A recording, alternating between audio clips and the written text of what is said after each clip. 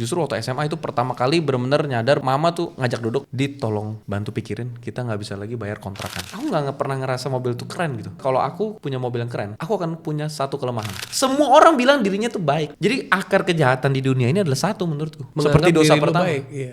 Realitas bisnis adalah persepsi customer. Iya.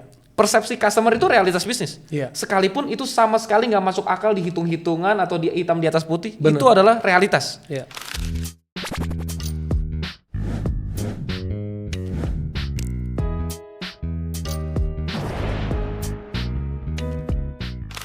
Oke, welcome Big Thinkers. Hari ini gue kedatangan Aditya Pratama. Dia siapa? Digital friend gue yang hari ini menjadi real friend di depan mata. Dan siapa dia? Dia adalah seorang guerrilla marketing strategist dan dia punya segudang pengalaman. And the best part, he loves to teach. And another best part, you have seen him everywhere. Welcome, bro. Hello. How Terima are you kasih. today? Biasa saja. Biasa saja. So tell me, why did you choose guerrilla marketing? Oke.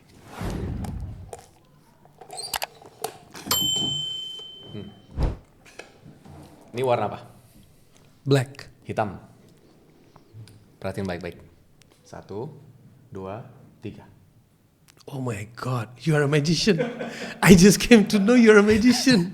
1, 2, 3. Nah, sebenarnya itu caranya kalau kalian ulang-ulang videonya saya selipin ke kuping lah gitu ya. Tapi poinnya adalah itu tadi alasan pertama saya jadi guerrilla marketing karena waktu SMP mama tuh tukang kue, bikin kue bolu tape. Coba-coba jual kue, jual lemper, ambil di tetangga sebelah. Kita 8 bersaudara. Aku paling besar. Jual kue itu untungnya cuma bisa margin 25%. 50%, 100%, ya begitu-begitulah. Yeah. Tapi pas pernah ke Gelodok Pinangsia, Yeah. di bawah itu ada yang jual alat sulap. Yeah. Lupa lah namanya kok siapa gitu. Yeah. Alat sulap itu beli modal 10.000, bisa aku jual 250.000. Okay. Dulu ke sekolah tuh naik bajai, bajai oren. Yeah. Kalau naik jembatan Tomang bertiga, Yeah. turun dulu biar bisa naik. Yeah. Businya 2 hari sekali tuh kayaknya error ya, harus ditiup-tiup lah. Iya. Nah jadi ngerasain hidup tuh sangat berat sekali. Jadi waktu belajar jual alat sulap, itu baru ngerasa bahwa itulah kalau kita jualan dengan added value, memberi added value terhadap sesuatu bakal jadi menarik sekali. Dan itu di umur berapa? Lo nyadarin kalau jual alat sulap dengan 13 tahun. 13 tahun. Itu pertama kali nyadar bahwa sebenarnya awalnya tuh nggak niat jualan, beli buat iseng-iseng kan harganya cuma 10.000 gitu kan. Udah hampir setiap pulang sekolah pasti nongkrong di situ, nggak beli cuma ngeliatin aja. Nah nanti dia kalau kesian dia ajarin satu trik dan segala macam. Terus sekali kalau udah ngumpul uang jajan, terus beli satu. Nah terus pas namanya juga pengen narik perhatian teman gitu kan, di kelas mainin beberapa alat sulap. Nah terus guru ekskul gambar juga ngajarin sulap. Disitulah ada yang bilang, itu gimana dong? Terus gue liat tuh dia naiknya mobil, kalau nggak salah dulu Terios. Wah yaudah deh, ini gue ajarin. Tapi bayar, gue kasih ini alatnya, ini ada alatnya, gue kasih nih. Bayar sekian, 50.000. Waktu itu modal cuma 5.000, 2.000, kita jual 50.000. Berhasil. Yeah. Nah disitu aku pikir, ini jadi sesuatu yang menarik nih. Berarti lu sempat memperhatikan dan being the first child, lu sempat memperhatikan dan lu benar-benar involved dalam your mom's business and hard work. Because you come to know how many percent is the margin. Because untuk anak umur segitu sampai understand that level at that time was not easy. Mungkin karena waktu itu sebenarnya lebih pengen jajan, tapi uang jajan terbatas. Yeah. Mama sih nggak pernah bilang harus kerja buat bantu, nggak. Bukan, tapi I nggak ngomong soal bantu. You pernah nggak duduk sama mama? Nah itu hanya waktu SMA. Oke. Justru waktu SMA itu pertama kali benar-benar nyadar bahwa mama tuh ngajak duduk bahwa tolong bantu pikirin, kita nggak bisa lagi bayar kontrakan. Nah yang bikin sakit itu adalah sebenarnya waktu itu kita punya rumah tinggal yang sudah diwanti-wanti jangan dijual. Oke. Tapi ada saudara yang pokoknya dengan segala cara maksa harus itu terjual. Oke. Nah, yang masih inget banget memorable, aku nggak mention siapa orangnya, tapi yang inget banget adalah aku pulang sekolah, Itu tembok itu warnanya coklat. Terus mama lagi nangis. Aku tanya kenapa? Itu memorable banget karena itu histeris gitu. Pulang sekolah tuh histeris. Kakek udah meninggal. Jadi itu rumah kakek yang kakek bilang jangan pernah dijual. Iya. Karena nanti nggak bisa beli lagi.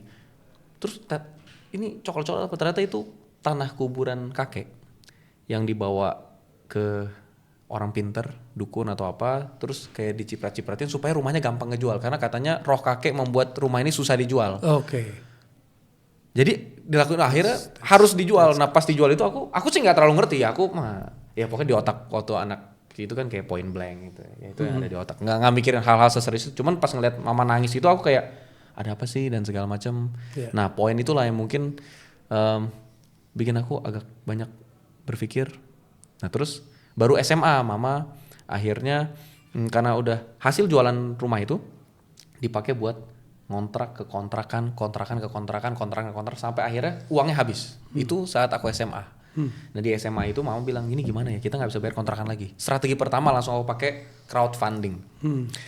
Oke mah kalau kita pinjam 70 juta waktu itu nggak bakalan ada yang ngasih. 70 juta itu buat 2 tahun nggak ada yang ngasih. Kita pinjam jangan 70 juta. Kita pinjam 2 juta sama 35 orang. Nah udah kita cari 35 orang, dibikin list, pinjam 2 juta.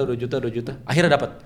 Terus aku pikir, masalahnya sekarang ini udah jadi lingkaran setan nih. Kita harus kumpulin uang, cari cara kumpulin uang buat bayar hutang atau buat bayar kontrakan selanjutnya. Iya. Yang mana dulu? Iya. Nah disitulah mulai, aduh ini harus kayak gimana ya. Nah akhirnya aku mutusin untuk masuk kuliah filsafat. Karena banyak kejadian hidup yang membuat aku ngerasa kayak kenapa sih hidup kayak gini banget. Nah disitulah pilihan pilihan kuliah filsafat. Okay. Kurang lebih begitu. Dan dari situ setelah masuk kuliah filsafat apa yang lo dapetin? Tadinya masuk kuliah filsafat itu gara-gara berpikir sebenarnya Tuhan tuh ada gak? Kalau ada Tuhan yang mana? Oke. Dan harus seperti apa kita menjadi manusia gitu kan? Jadi lo pernah ada pertanyaan itu ya? Iya. Oke. Dan keluarga tuh campuran lah, ada agama A, B, C, D, ada yang ateis, semua nyampur. Tujuan awal masuknya tuh cuma mempertanyakan bahwa gue kalau gagal hidup rasanya nggak terlalu bermasalah.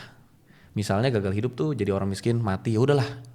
Tapi misalnya kalau gagalnya itu gagal setelah hidup dan ternyata setelah hidup ada kehidupan misalnya. Iya. Nah itu gimana? Iya. Sampai satu kali tuh ada quotes bilang gini, andai kata kita hidup seperti ada Tuhan, mati ternyata tidak ada. Kita seperti kucing mati hilang gitu. Ruginya apa? Ya paling nggak bisa narkotikan, nggak bisa jadi korupsi, nggak bisa koruptor dan segala macam. Nggak bisa menikmati hal-hal yang perlu dinikmati. Iya, gitu ya? secara berlebihan gitu kan. Tapi masih bisa menikmati hidup dalam batas wajar. Iya.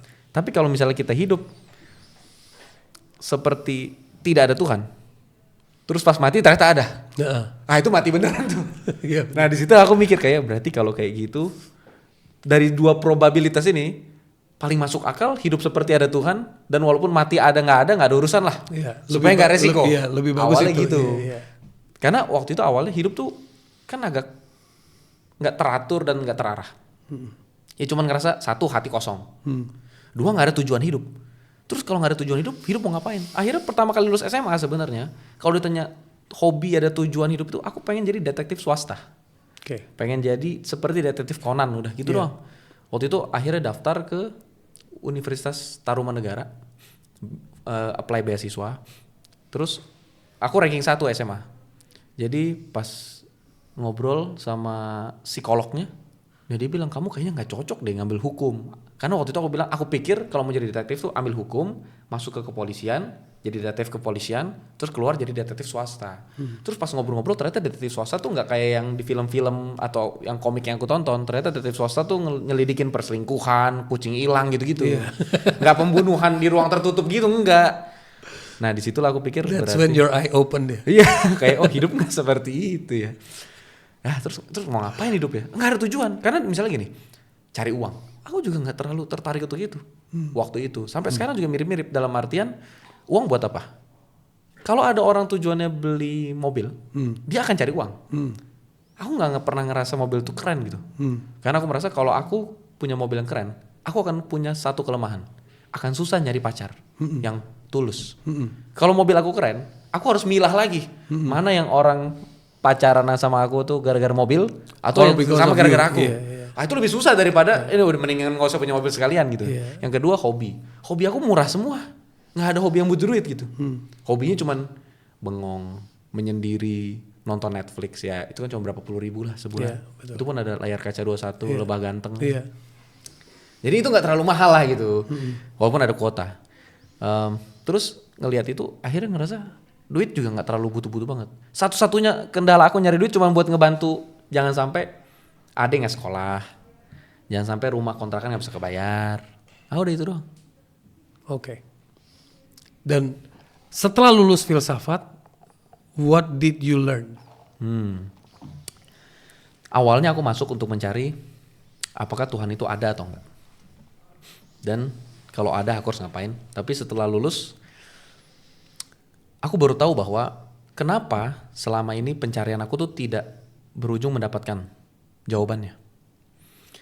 Jadi seperti yang aku rasakan waktu selesai dari kuliah filsafat ini, awalnya aku nyari satu tujuan di sini. Harapan aku kalau Tuhan itu ada, kan aku cuma nanya, Tuhan tuh ada gak? Jawab aja dong dengan sesuatu gitu, tiba-tiba ada suara kayak apa kayak apa sih yang sesuatu, apa hal yang terlalu berlebihan dari pertanyaan itu gitu. Tapi ternyata nggak dapat. Nah karena nggak dapat, aku kan terus mencari. Sambil proses pencarian itu dikasih bekal kiri bekal kanan, nyari lagi dikasih bekal kiri pemikiran kanan, Penambahan kebijaksanaan perspektif, kiri. Iya. penambahan. Sampai di titik mungkin detik ini pencarian aku tuh belum selesai. Oke. Tapi aku punya gambaran yang cukup untuk bertahan hidup dan menemukan pedoman hidup lah. Karena ternyata yang aku cari itu bukan tentang Tuhan itu ada atau enggak. Sebenarnya aku baru menyadari setelah lulus dari kuliah filsafat, yang aku tanya itu bukan itu. Yang aku tanya adalah kalau Tuhan itu ada, kenapa aku hidupnya menderita? Apa salah aku? Oke. Sebenarnya itu yang aku real tanya. question. Sebenarnya, tapi aku baru nyadari saat dalam proses perjalanan di dalam perkuliahan itu. Iya. Walaupun sekarang pertanyaan itu aku ngerasa enggak Udah nggak sudah ada- terjawab 100% karena itu menurutku lebih ke journey-nya daripada ke hasilnya. Oke. Dunia ini menurut kepercayaanku seharusnya adalah surga. Iya. Pada awalnya harusnya surga. Iya. Manusia yang jahat ini selalu aja bisa menemukan segala sesuatu jadi senjata. Iya, benar. Bambu dibikin jadi bambu runcing. Iya, Dia bikin metal, dia bisa bikin teknologi bubuk mesiu, dia bikin jadi senjata. Iya, betul. Dia nemuin nuklir, bukan dipakai buat apa, dipakai buat nembakin bom. Iya. Dia bikin teknologi atom, dia bikin bom atom. Iya. Dia punya laboratorium kesehatan yang luar biasa, dia bikin penyakit. Iya. Jadi emang selalu begitu. Jadi dunia ini hancur dengan sendirinya karena orang-orang yang ada di dalamnya. Iya. Jadi sebenarnya kalau ditanya apa itu neraka, neraka adalah dimanapun kita berada. Iya. Kita dalam hal ini adalah kita kalau kita jadi manusia yang Iya. pola pikir kayak gitu. Iya. Tapi sebenarnya lucunya kalau di kepercayaanku, dosa pertama itu dimulai dari makan buah pengetahuan yang baik dan jahat. Ini cuma pakai common sense. Iya. Makan buah pengetahuan yang baik dan jahat. Kalau orang umumnya berpikir ketika makan buah pengetahuan baik dan jahat, dia jadi tahu tentang apa yang baik dan jahat. Mana bisa orang disalahkan makan buah pengetahuan baik dan jahat, padahal dia baru tahu baik dan jahat setelah memakan buahnya. Betul. Nggak make sense. Tapi kenapa nama buahnya itu pengetahuan baik dan jahat? Karena sebenarnya konsepnya adalah orang memakan buah itu, atau Adam, Hawa memakan buah itu, konsepnya adalah manusia ingin menentukan sendiri baik dan jahat menurut versinya sendiri. Menurut versi kita sendiri. Dan aku lihat segala jenis kejahatan yang ada di dunia ini adalah manusia semuanya berusaha berbuat baik tapi untuk golongan dan dirinya sendiri. Yes. Waktu kita ngobrol Israel versus Palestina di Indonesia, kita bilang Palestina itu baik, Israel itu jahat. Kalau kita jadi orang-orang Israel, kita bilang Palestina itu jahat, Israel itu baik. Kalau kita Rusia Ukraina, kita jadi orang Rusia, kita bilang Ukraina itu jahat, Rusia itu baik. Kalau kita nonton film Amerika, Rusia itu jahat, Rusia itu galak, Rusia itu dagu ininya kotak, kaku gitu kan. Kalau kita nonton film Rusia, Amerika itu yang jahat. Semua orang bilang dirinya itu baik. Iya. Jadi akar kejahatan di dunia ini adalah satu menurutku. Menganggap Seperti dosa diri lu pertama. baik, iya. Itu menganggap dirinya baik. Jadi standar baik dan jahat manusia yang bikin. Dan manusia yang seperti ini ujungnya bilang, yang penting kita jangan melakukan kejahatan. Menurut dia tidak melakukan kejahatan. Nah, jadi Ujian filsafatnya udah lulus. nah ini konteksnya kaitannya ke bisnis apa tau gak? Ini sangat erat. Karena apa? Artinya kendala manusia yang pertama adalah objektif diganti jadi subjektivitas. Iya, betul. Hampir semua kendala bisnis tuh sama persis. Iya. Apa yang objektif di bisnis? Realitas bisnis adalah persepsi customer. Iya. Persepsi customer itu realitas bisnis. Iya. Sekalipun itu sama sekali nggak masuk akal di hitung-hitungan atau di hitam di atas putih, Bener. itu adalah realitas. Iya. Persepsi customer itu realitas. Sesubjektif apapun itu objektivitasnya. Iya. Kita nggak bisa pikir pakai pola pikir kita Ya. atau pola pikir dosen bisnis kita. Iya. Kita harus mikir dari kacamatanya customer. Yang sangat emosional, Iya. sangat emosional. Nah jadi logika itu aku jadi kan aku nggak kuliah bisnis, nggak kuliah marketing, hanya kuliah filsafat. Jadi gimana caranya apapun yang aku pelajari di filsafat tuh harus bisa berguna di dunia bisnis dan marketing. Tapi do you know that you pick the right subject. Cuman you are smart enough to translate and adapt to many industry or many bidang. Why is that? Because you are blessed. Maksudnya kalau filsafat itu kenapa right subject? Because filsafat is one subject that teaches you how to see things from a very very different perspective. Iya. Menarik. Lu nggak masuk lagi, lu udah mulai masuk ke dalam angle mempertanyakan apa yang lu percayai. Ya. Dan itu membongkar new perspective. Setiap kali lu mengambil keputusan-keputusan, lu bisa melakukan refleksi. Itu melahirkan lagi new theories. Ya, menarik. That's how you operate. Kalau lo latihnya benar. Kalau lo latihnya salah, you are very good in manipulating. Because you get to see things in a very different thing. Ya. It's Menarik. like kalau orang bilang gue kasih lo senjata, gue kasih lo pisau, lo mau pakai buat potong buah atau lo mau nusuk orang, dua hal yang berbeda. Senjatanya sama. Ya. How you use it is in your. The same thing when you say that we are human. Kita tipenya adalah we are focused on our decision. Ya. How we want it, how we want to feel it. Itu menjadi fokus kita. Ya. Padahal kalau di area objektif, kita bukan what we feel, what they feel matters. Ya, betul. Ya kan? Makanya ada customer centric business. Kalau ngomong customer centric ya bener-bener lu memang udah develop itu. Betul. Nah next, setelah lu menyadari itu dan udah lulus, Ya. gitu kan, lu masuk dong ke industri. Nah, Industri. bekerja. awalnya masuk industri itu adalah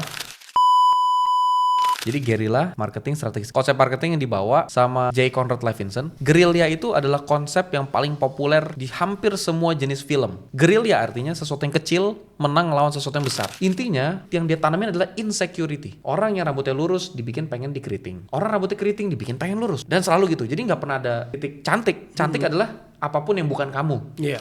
Insight itu kebuka waktu Pak Hermanto Tanoko bilang gini, saya nggak setuju sama quotes go fast, go alone, go far, go together. Menurut saya